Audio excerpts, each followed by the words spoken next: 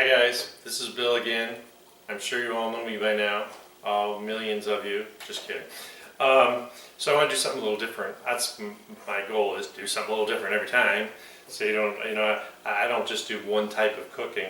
And sometimes I go out of my comfort zone, but I was, doing that little walk down memory lane thing, and I was thinking about, what did you do when, what do you remember when you were a kid? And I remember on occasion good old-fashioned Toll House cookies. So I kind of want to revive that recipe and show you, because obviously, like I always said, let's do something that's pretty simple, something you can involve your whole family in, and tell stories while you're making them about when you were a kid. You remember? I mean, I remember exactly my mom's old white Sunbeam mixer. The control on the back had two beaters. One beater was more curved because that's what did the edge of the bowl. And you had a little selector on the back you had two different pivot points where you put the little plate in, and then you had two bowls and they were white glass. It tilted up, and it was a maniac of a mixer, but I think everybody had one when I was a kid. It wasn't a house I didn't go in that they didn't have one. 1 through 12, and you could make that thing just roast. Of course, these mixers today are a lot stronger, a lot better, but you could control, you had to sit there with your hand on it, move it back and forth, and spatula on the other hand. Hopefully you didn't get it too close and get caught in, because those were metal beaters. So anyway, let's get started. I've got my oven at 375. I've got 2 sticks of butter in here. You want these at room temperature. A little helpful hint from Heloise is that if you let them just sit on the counter in the paper, sometimes it's hard to get them out of the paper if you don't sit too long. So I always like to get my mixer all set, get it in here, and these should be pretty soft, yeah. So I can't talk over this thing, so we're just going to mix. I just need to beat the butter till it gets a little creamy, not too much.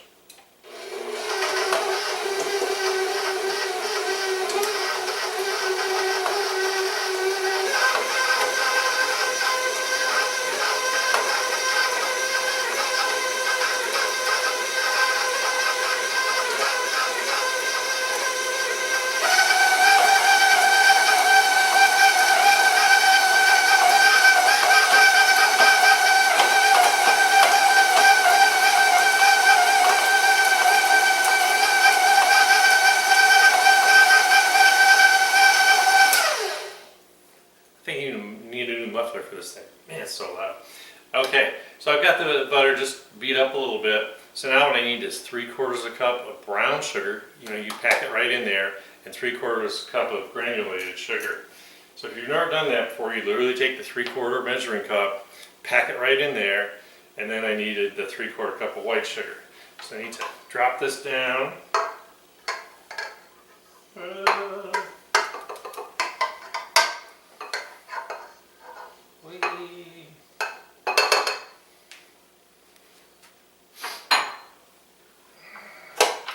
Start off real slow.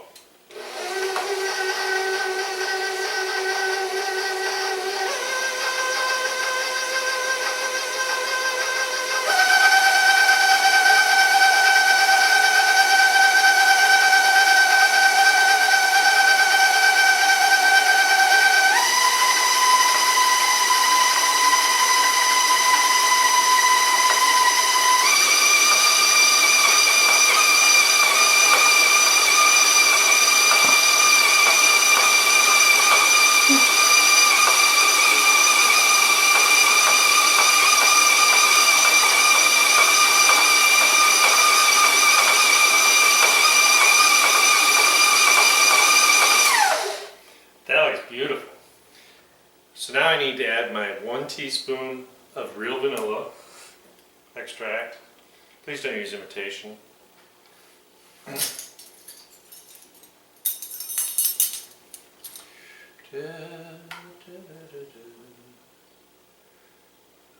the smell of this stuff. So what do you remember about making Toll House cookies, if you ever made them? I think the biggest thing is that to make them modernized, maybe to try and make them more healthy or something, everyone puts nuts in them now. I never recall having nuts in my Toll House cookies, so I don't put them in there. Alright, let's mix this wonderful smelling vanilla. Yeah.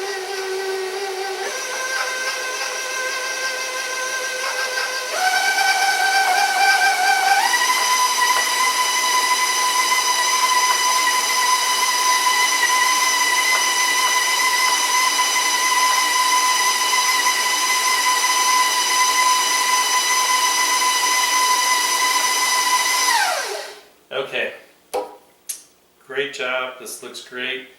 A lot of your recipes, whether it be cakes or cookies, you have to cream butter and sugar together. Always make sure you get that butter whipped first a little bit and then add your sugar and just let it go. It shouldn't take too long. It really depends on your mixer. Certainly won't want to try and do this by hand because it would really wear you out. Alright, now I got to get a couple eggs in here. 2 eggs to be exact. This isn't that what a couple is?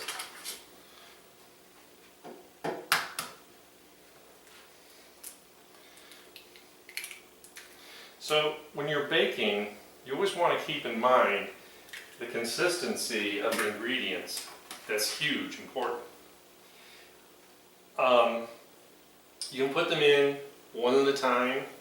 I'm not really too worried. But what you want to make sure is that you don't beat the eggs to death. You don't want to break down the texture of the eggs.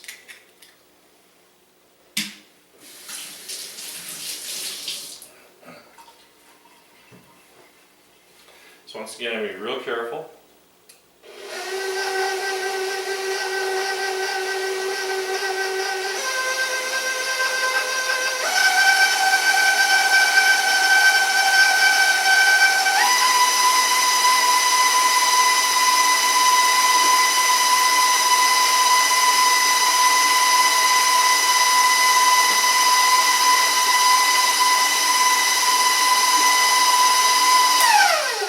Now we successfully have changed the consistency of the dough. So let's move on to part number 2. So I have 2 1/4 cups of flour. I need a teaspoon of salt.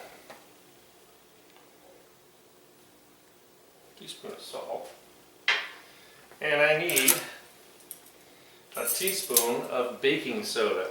I always have to read the ingredients like 10 times. Baking soda, baking powder, huge difference. Don't want to mix them up. Once in a while I do. They're not interchangeable. So I got 1 teaspoon of baking soda. Baking soda is what you put on your battery, all the corrosion. Put in your refrigerator to make it smell nice. And you bake and you cook with it. Alright, so I want to kind of incorporate all this stuff, right? So if you sit there with a spoon and try and beat it, you end up with a mess. But you know what? If you just take a chopstick, looky, just kind of, I'm not too concerned about how I incorporate it. Back in the day we used to sift it together. I'm still not sure we were real effective at getting a better mixture than this way. But it made us think we were. So I want to get a little bit in here. Trying to put the whole thing in.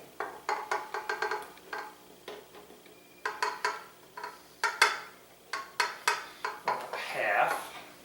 And you all know that when you start putting the dry stuff in, you can get a big cloud. So we want to be really careful. Start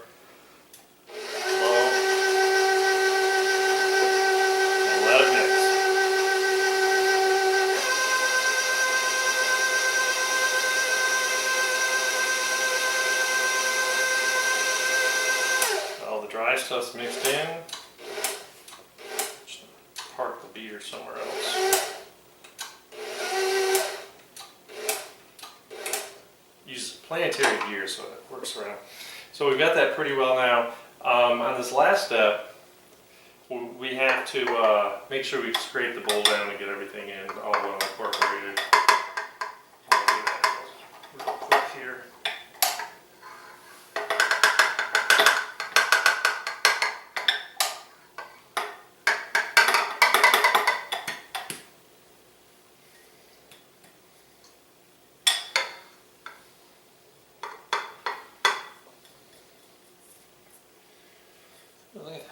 Okay, close enough.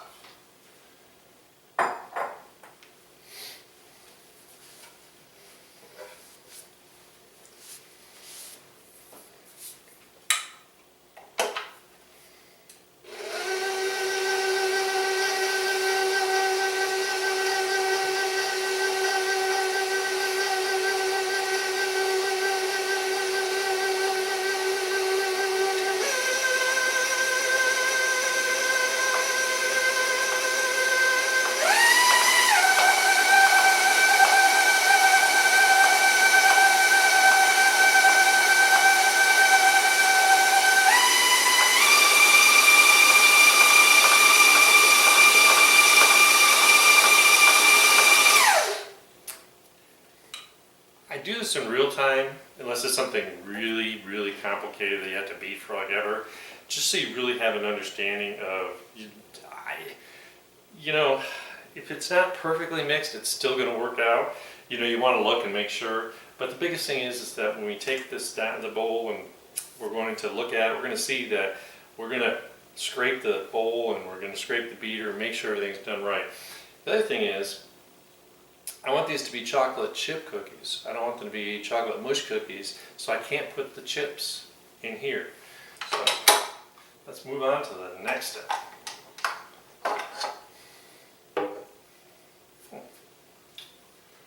Let me move this out of the way because I'm done with it.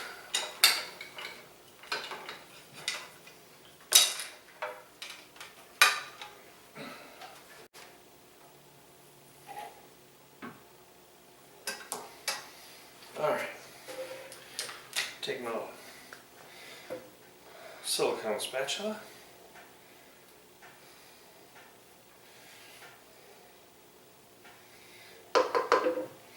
And these don't have to be fancy.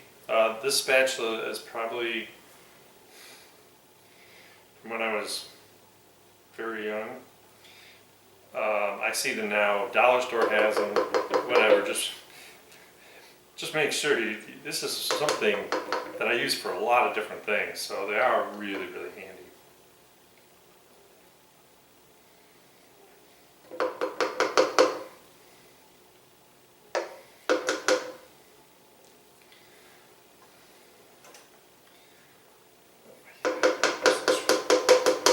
This makes me so hungry when I'm doing all these. I love to cook, and I love to eat, can't you tell? Alright.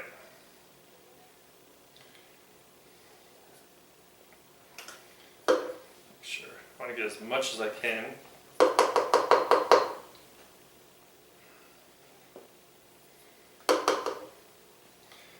course, when I was a kid, the whole reason we helped in the kitchen was so we could lick the beaters.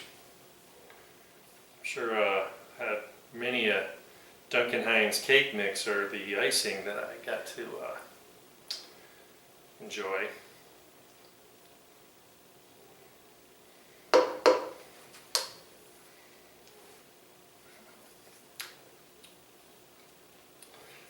I say you're going to die if you eat cookie dough because the raw eggs.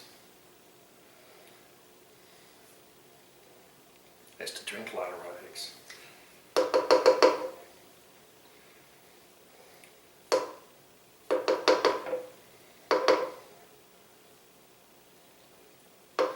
Alright, I think I'm about done with this. This is really boring.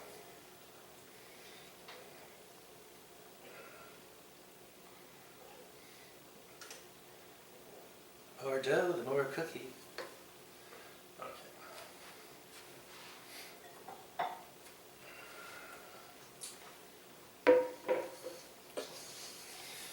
Take it, sure that everything's real well incorporated.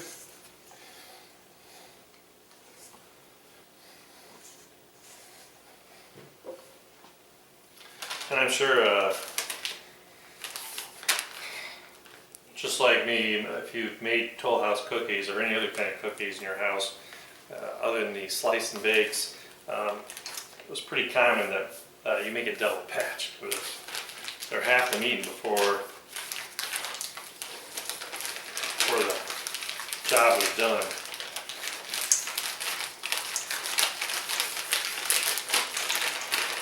So I got a 12-ounce bag of chocolate chips,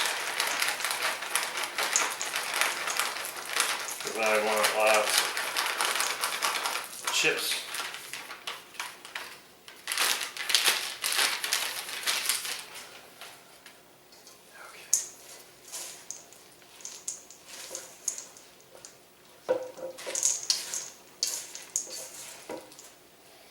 Love the smell of chocolate.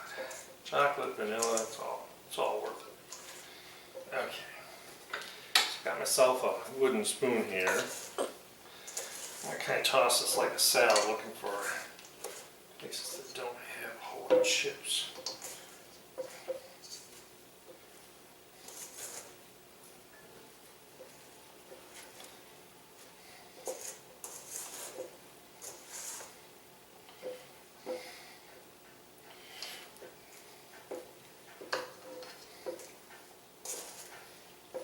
Oops,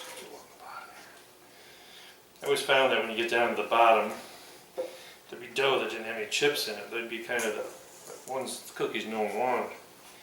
So I want to make sure we get these nice.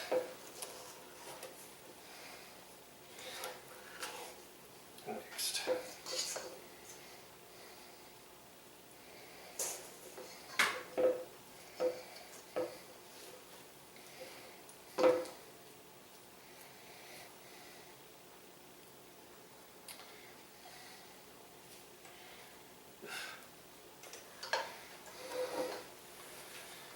Alright, so like I said, I got my oven at 375.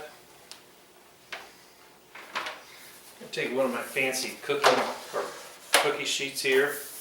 These actually have an air pocket. Alright, so here's what's cool. You can do this with a spoon. I think a wooden spoon's just fine. You want to just get kind of a spoonful.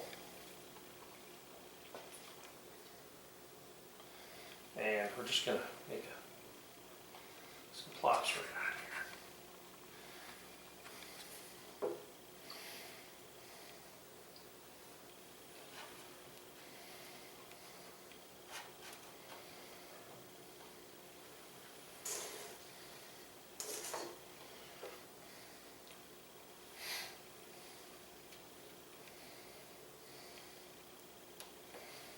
Hey. None of that.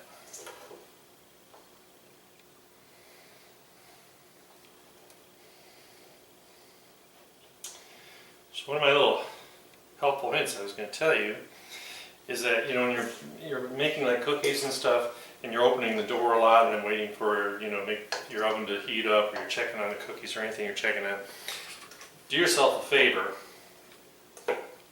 And if you have a pizza stone, put it in the oven. It'll really help stabilize the temperature of the oven.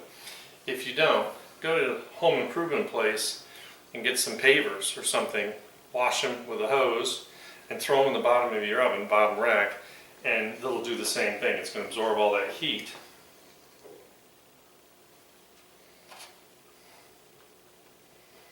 You learn something new every day.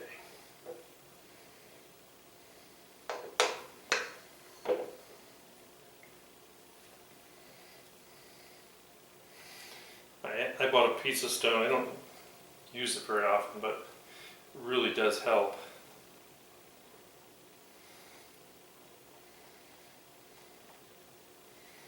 As you can see, I'm making these cookies a little big because I like to eat cookies.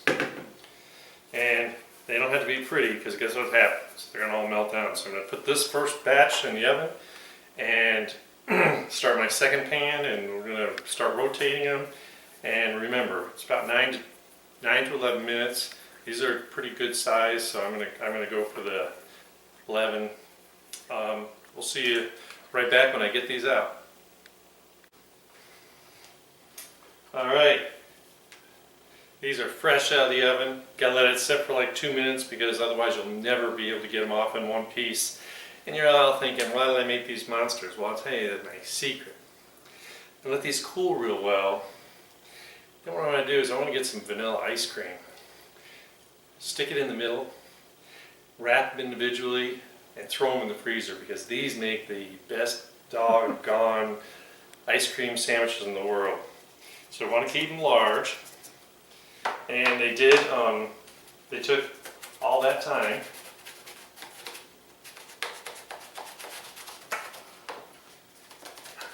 Still really hot. Might not be ready yet to come off. Let's see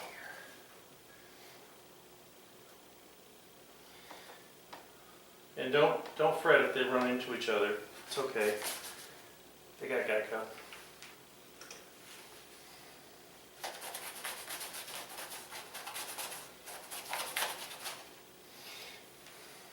Having a spatula, it's got a nice thin point on the edge, really helps.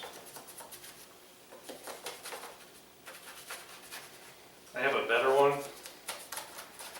but it's like a century old. I think I'm going to have to retire it.